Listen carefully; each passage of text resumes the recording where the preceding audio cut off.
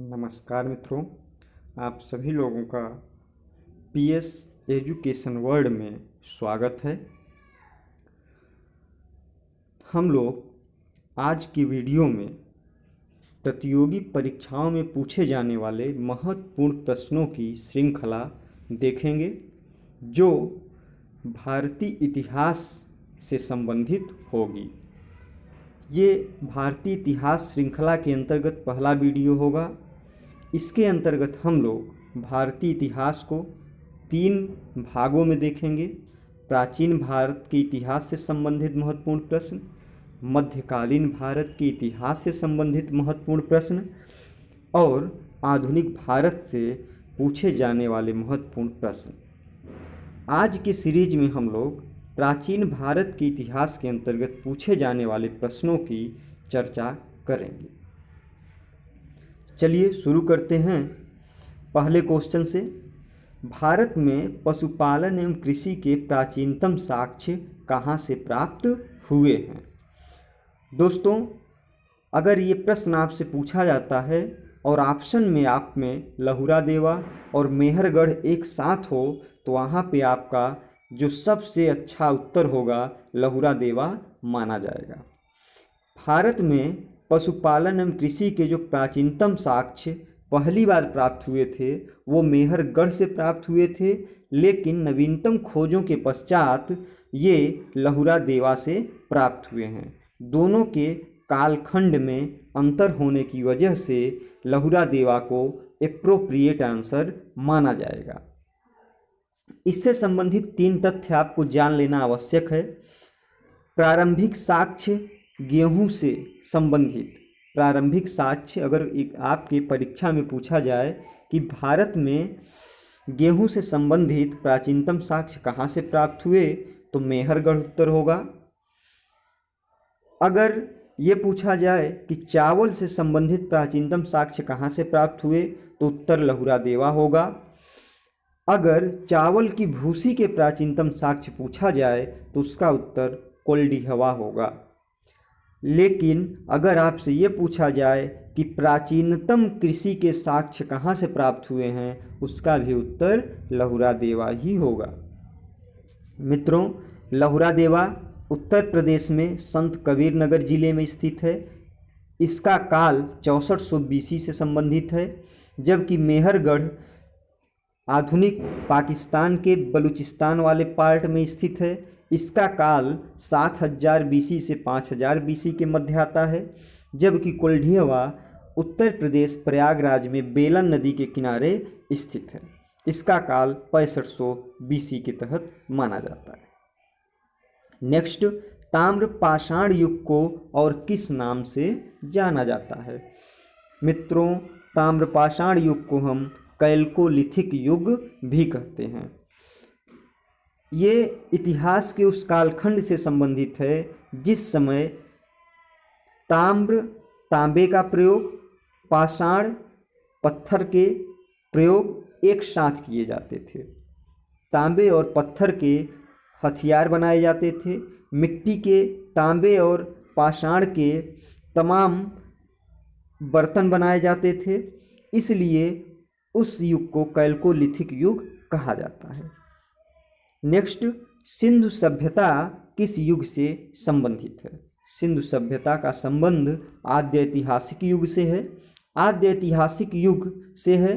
इसके अंतर्गत हम कांस्य युगीन सभ्यता और लौह सभ्यता का अध्ययन करते हैं।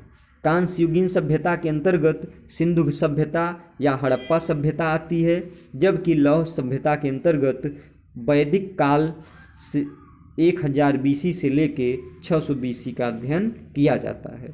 तो सिंधु सभ्यता का संबंध आद्य ऐतिहासिक कालीन युग से है और इसे कांस्य युगीन सभ्यता भी कहा जाता है। ये भारतीय इतिहास की प्रथम नगरीय सभ्यता थी। इसका कालखंड 2500 BC से 600 BC माना जाता है। इसे आद्य ऐतिहासिक काल इसलिए कहा जाता है क्योंकि लेखन का ज्ञान नहीं था और इसकी जो लिपि है उसको अभी तक पढ़ा नहीं जा सका है। मित्रों, जो सिंधु घाटी सभ्यता में लिपि का उपयोग किया गया उसको बास्ट्रोफेडन या गोमूत्रिका शैली कहा जाता है। सिंधु घाटी की महत्वपूर्ण विशेषताएं क्या हैं? नगर नियोजन, पक्की ईंट से बनी इमारतें, मातृदेवी की पूजा, समकोण पर काटती हुई सड़कें, नालियों का विस्तृत जाल, ये महत्वपूर्ण विशेषताएं हैं। अगर पूछा जाए कि इनमें से कौन सी महत्वपूर्ण विशेषता है, ऑप्शन में उपर्युक्त सभी दिया हो तो आपको उपर्युक्त सभी पे टिक करना होगा। अगर उपर्युक्त सभी नहीं है तो नगर नियोजन इसकी सबसे महत्वपूर्ण विशेषता मानी जाती है। नेक्स्ट, हड़प्पा में मिट्टी के बर्तनों पर सामान्यतः किस रंग का उपयोग किया गया है? जब हड़प्पा काल में मिट्टी के बर्तन बन के तैयार हो जाते थे तो उसमें लाल रंग का लेप चढ़ाया जाता था, जिसे पेंटेड वेयर कहा जाता था, अर्थात पुते हुए बर्तन, तो उस पर लाल रंग का प्रयोग किया जाता था। हड़प्पा कालीन एक स्थल है लोथल। लोथल गुजरात में स्थित है।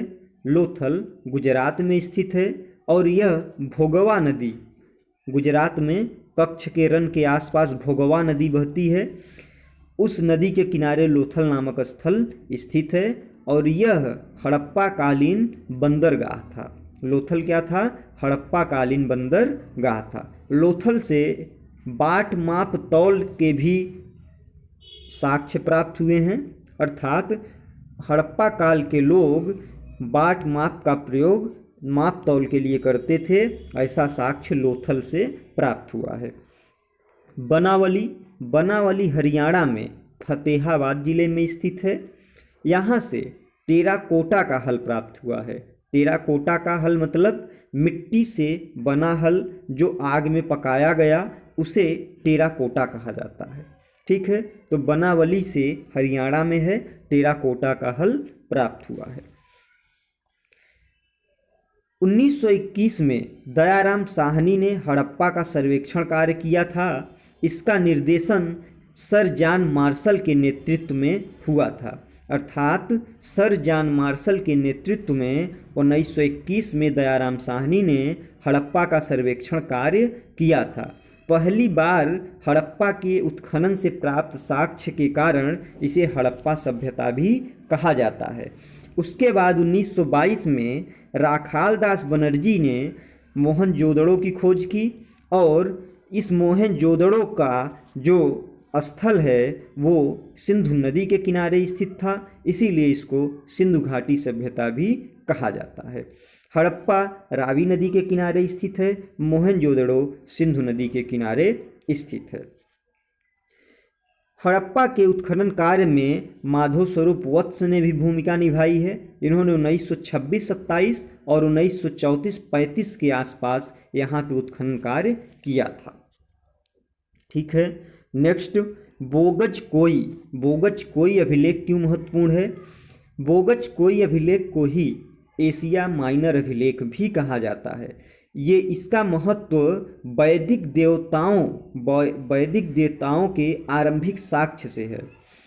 बोगज कोई अभिलेख से वैदिक देवताओं का प्रारंभिक साक्ष्य प्राप्त होता है और उसमें किन देवताओं का वर्णन है ये भी मिलता है। इंद्र, मित्र, वरुण, नासत्य। आपके परीक्षा में पूछा जा सकता है कि निम्नलिखित में से वैदिक देवताओं का उल्लेख नहीं है। उसमें 4 नाम हैं, इंद्र, मित्र, वरुण और नासत्य। इसके अलावा कोई भी नाम रहता है तो उसके अंतर्गत नहीं आएगा। ठीक है, ये 14वीं शताब्दी BC का एक महत्वपूर्ण अभिलेख है जिससे हमें वैदिक संस्कृति के संबंध में महत्वपूर्ण जानकारी प्राप्त होती है। नेक्स्ट, 10 राग युद्ध का संबंध ऋग्वैदिक काल से है। 10 राग युद्ध का संबंध ऋग्वैदिक काल से है। यह युद्ध भरतों के राजा सुदास एवं अन्य 10 राज्यों के समूह के साथ लड़ा गया था, इसलिए इसे 10 राज्य का युद्ध भी कहा जाता है। उन 10 समूहों में से 5 प्रमुख जन थे, अनु, दुह्य, यदु, पुरु, तुर्वस। इसके अध्यक्ष विश्वामित्र थे और भरतों के राजा सुदास थे। इन्होंने 10 राज्यों को पराजित किया था और यह युद्ध रावी नदी के तट पर हुआ था। तो 10 राग युद्ध किसके बीच हुआ था, किस नदी के किनारे हुआ था, इसका संबंध किस सभ्यता से है, किस संस्कृति से है, तो ये हमने चर्चा की। ऋग्वेद में कुल कितने मंडल हैं, ये बहुत आसान सवाल है, कई बार परीक्षाओं में पूछा गया है। तो ऋग्वेद में कुल 10 मंडल हैं। 10वां मंडल चतुर्वर्ण की उत्पत्ति से संबंधित है, अर्थात ऋग्वेद के 10वें मंडल में ये चर्चा मिलती है कि 4 वर्णों की उत्पत्ति हुई और इस उत्पत्ति का ब्रह्मा को श्रेय दिया जाता है और ये कहा जाता है कि ये जो चतुर्वर्ण की उत्पत्ति है कर्म के आधार पे थी, जन्म के आधार पे नहीं। तो 10वें मंडल में चतुर्वर्ण की उत्पत्ति से संबंधित चीज़ें दी हुई हैं। 9वां मंडल पूरी तरह से सोम के देवता को समर्पित है। सोम एक पेय पदार्थ बनाया जाता था, सोम रस, उसके देवता को सोम कहा जाता था और सोम देवता को 9वां मंडल पूरी तरह समर्पित है। 3rd मंडल में हमें गायत्री मंत्र का उल्लेख मिलता है। जो हम लोग गायत्री मंत्र पढ़ते हैं, ओम भूर्भुवः स्वः तत्सवितुर्वरेण्यं भर्गो देवस्य धीमहि धियो यो नः प्रचोदयात्, इसका उल्लेख हमें कहाँ मिलता है, ऋग्वेद के 3रे मंडल में, और इसके रचयिता विश्वामित्र थे। ठीक है, नेक्स्ट क्वेश्चन हम लोग देखते हैं। बराबर की गुफाओं का उपयोग बराबर की गुफाओं का उपयोग किसने आश्रय गृह के रूप में किया था? आजीवकों ने।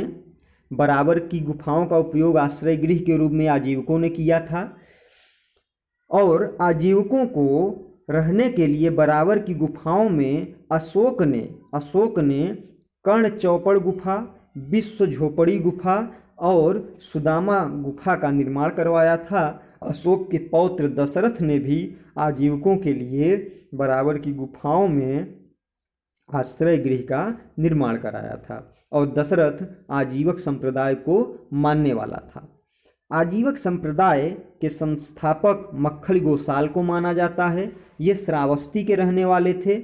ये आरंभ में महावीर स्वामी के शिष्य थे, लेकिन बाद में मतभेद होने के कारण इन्होंने अपना एक अलग मत दिया और इनके मत को नियतिवाद के नाम से जाना गया।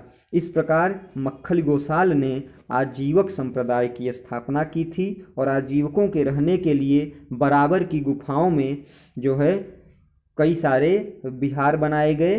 वहाँ पे अशोक और दशरथ का योगदान महत्वपूर्ण माना जाता है और बराबर की गुफाएं बिहार राज्य में हैं। पाटलिपुत्र का संस्थापक किसे माना जाता है? पाटलिपुत्र की स्थापना हर्यंक वंश के शासक उदयन ने की। उदयन हर्यंक वंश का 3रा शासक था। इससे पूर्व हर्यंक वंश का संस्थापक बिंबिसार को माना जाता है। उसके बाद बिंबिसार का पुत्र अजातशत्रु आता है और अजातशत्रु के बाद उदयन आता है। उदयन ने पाटलिपुत्र की स्थापना की और अपनी राजधानी जो बिंबिसार के समय राजगृह हुआ करती थी उसको वहाँ से स्थानांतरित करके पाटलिपुत्र ले गया और ये पाटलिपुत्र गंगा सोन नदी के संगम पर स्थित है। इससे संबंधित आपके सामने 2-3 क्वेश्चन बन सकते हैं कि पाटलिपुत्र की स्थापना किसने की? उदयन ने। राजगृह से राजधानी पाटलिपुत्र किसने स्थानांतरित की? उदयन ने। पाटलिपुत्र किन नदी के संगम पर स्थित है? गंगा और सोन नदी के संगम पर स्थित है। उदयन किस वंश का शासक था? हर्यंक वंश का शासक था। नेक्स्ट, किस शासक द्वारा सर्वप्रथम पाटलिपुत्र का राजधानी के रूप में चयन किया गया? उदयन ने किया था। विश्व का पहला गणतंत्र कहाँ स्थापित हुआ? वैशाली, जो कि वज्र संघ का लिच्छवी गण का राजधानी था।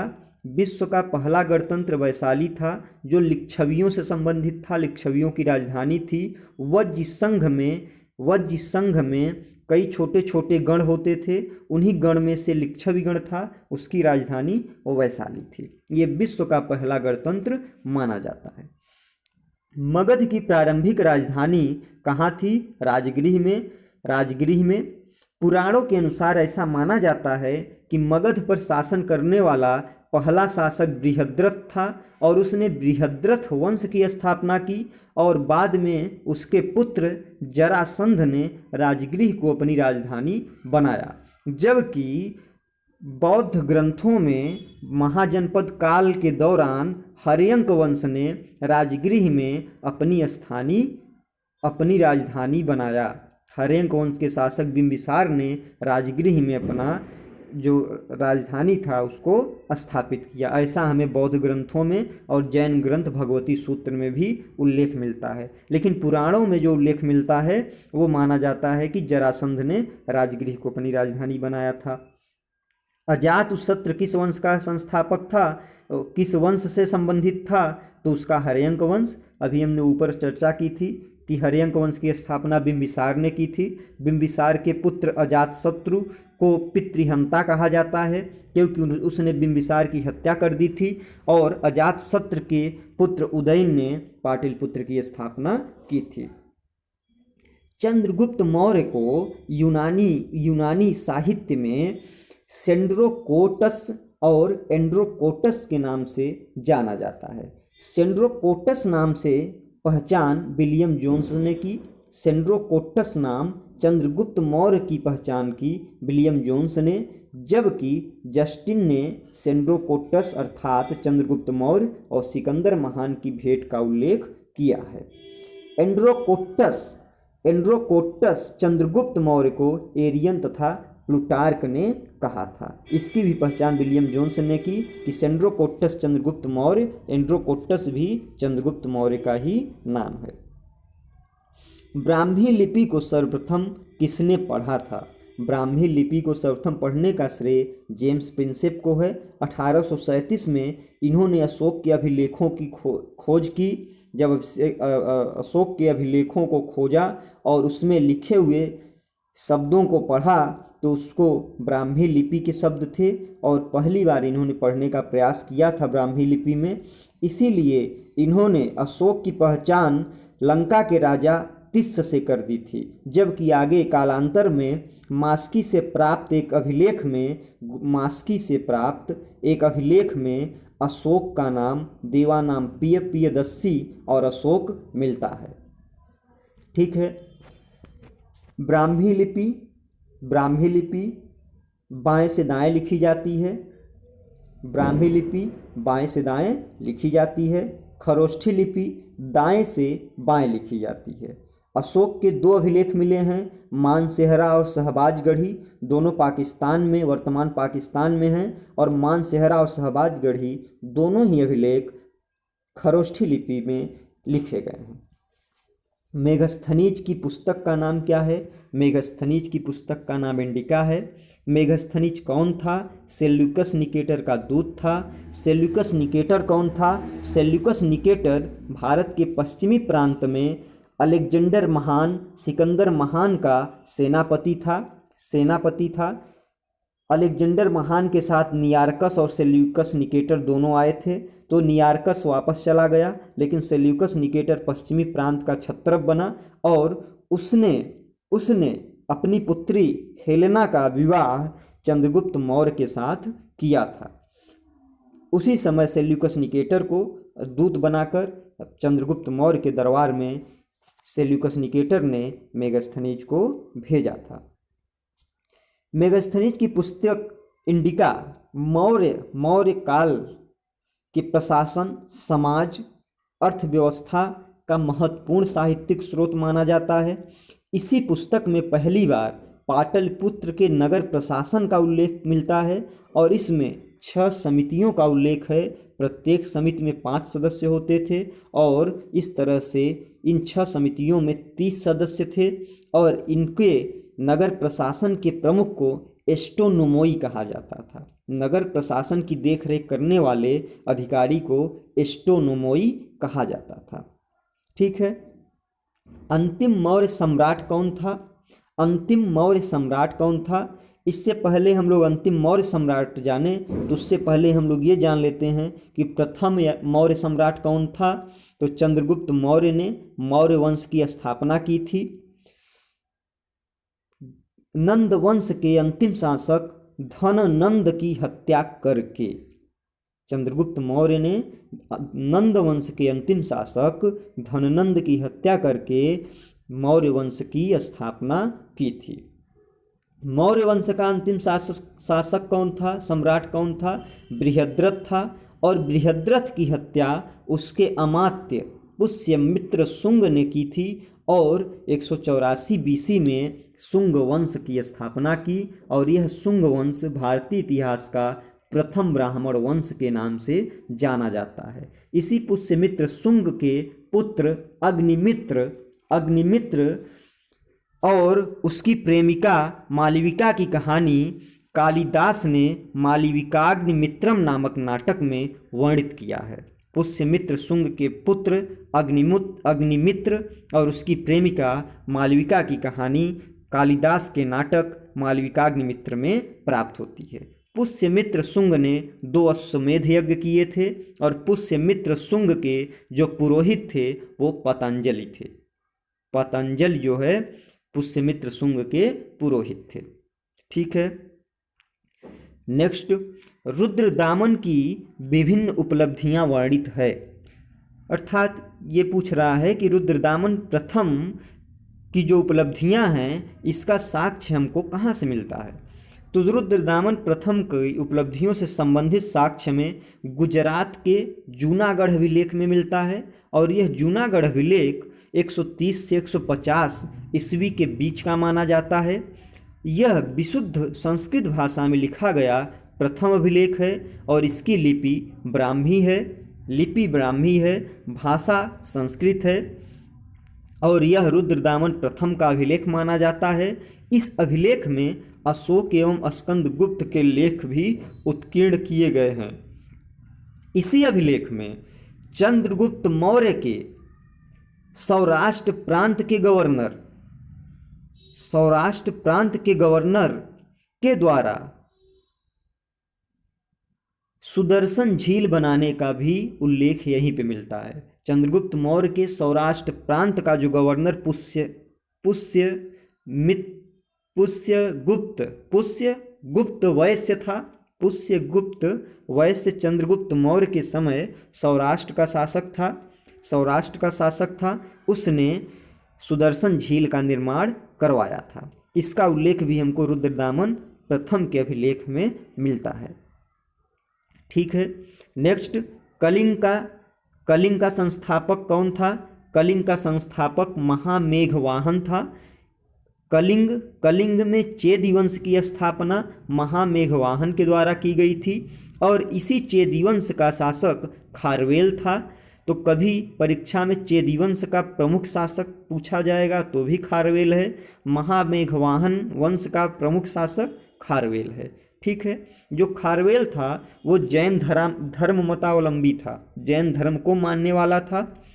इसका उल्लेख हमें पहली बार उदयगिरी के हाथी गुम्फा अभिलेख में मिलता है। उदयगिरी जो है उड़ीसा में है।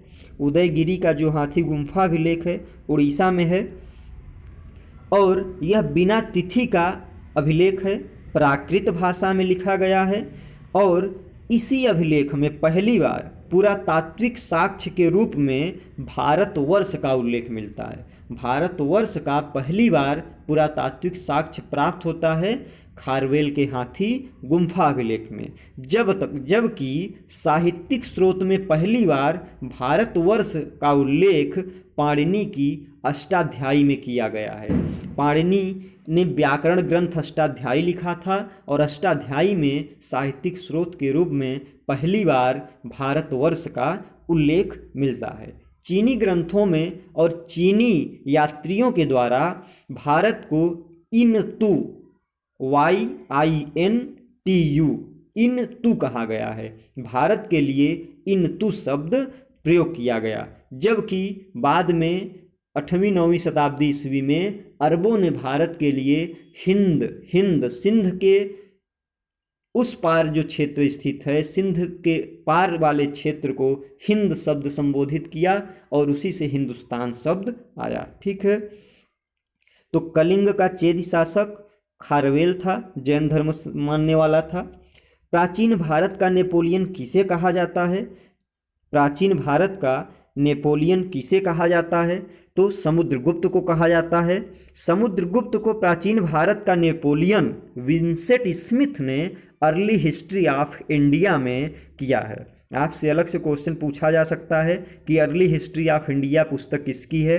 विंसेंट स्मिथ की है।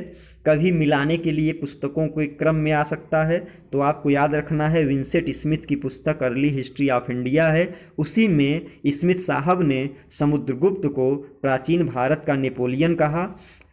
प्राचीन भारत का नेपोलियन इसलिए कहा क्योंकि प्राचीन भारत में समुद्रगुप्त ने उत्तर के 9 राजाओं को और दक्षिण के 12 राजाओं को पराजित किया था और तत्कालीन समय में सर्वाधिक विजय हासिल करने वाला शासक था, इसलिए नेपोलियन कहा गया। समुद्रगुप्त की विजयों का जो वर्णन है प्रयाग प्रशस्ति में मिलता है और प्रयाग प्रशस्ति की रचना हरिसेन ने की है। और जो प्रयाग प्रशस्ति लिखी गई है वो गद्य और पद्य शैली में लिखी गई है। इसी को ऐसा लेख जो गद्य और पद्य दोनों में होता है उसको चंपू शैली कहा जाता है। तो प्रयाग प्रशस्ति की जो शैली है चंपू शैली है, भाषा संस्कृत है और इसके रचनाकार हरिसेन थे। ठीक है, आज हम लोग बस इतना ही करते हैं। नेक्स्ट वीडियो में हम लोग और प्रश्नों को लेकर उपस्थित होंगे और ये जो भी प्रश्न हैं आपके परीक्षा में बहुत ही महत्वपूर्ण साबित होंगे। ये प्रश्न लगातार परीक्षाओं में आते हैं। हमने कोशिश ये की है कि आप प्रश्नों की प्रकृति से तो परिचित हों, साथ ही आप उस प्रश्न से संबंधित जो और तथ्य हैं उसको भी आप जानें, उससे भी रूबरू हों, ताकि आपको सिर्फ उस प्रश्न का ही उत्तर मालूम ना हो बल्कि उससे संबंधित कुछ अन्य चीज़ भी एग्जाम में पूछी जाए तो उसको भी आप आसानी से उत्तर दे सकें। ठीक है, धन्यवाद, नमस्कार। पुनः आपका पीएस एजुकेशन वर्ल्ड में स्वागत है। हम लोग मिलेंगे नेक्स्ट वीडियो में। इसी वीडियो को कंटिन्यू करेंगे, जो और प्रश्न है प्राचीन भारत के इतिहास से उसको करेंगे। ठीक है, मिलते हैं नेक्स्ट वीडियो में। तब तक के लिए नमस्कार, धन्यवाद।